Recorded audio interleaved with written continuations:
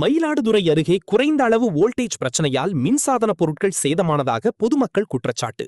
புதிய மின்மாற்றி அமைத்து தர வேண்டுமென மாவட்ட ஆட்சியரிடம் மனு அளித்தனர். மயிலாடுதுறை மாவட்டம் மூவலூர் ஊராட்சியில் கூட்டுறவு நகர் பகுதியில் 100க்கும் மேற்பட்ட குடும்பத்தினர் வசித்து வருகின்றனர். இதனிடையே அப்பகுதியில் கடந்த சில நாட்களாக சரிவர மின்சாரம் வழங்கப்படவில்லை என அப்பகுதி மக்கள் குற்றம் சாட்டியுள்ளனர். மேலும் அடிக்கடி மின்தடை ஏற்பட்டு வந்த நிலையில் தற்போது ஓரிரு தினங்களாக குறைந்த அளவு வோல்டேஜ் பிரச்சனை இருந்து வருவதாக தெரிவித்துள்ளனர்.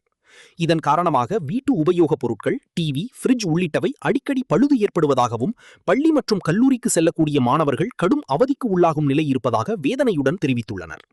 மேலும் மின்சார வாரியத்திடம் புகார் அளித்தும் உரிய நடவடிக்கை எடுக்கப்படாததால் அப்பகுதியை சேர்ந்த பொதுமக்கள் இன்று மாவட்ட ஆட்சியர் அலுவலகத்தில் நடைபெற்ற பொதுமக்கள் குறைதீர்க்கும் நாள் கூட்டத்தில் மனு அளித்தனர்.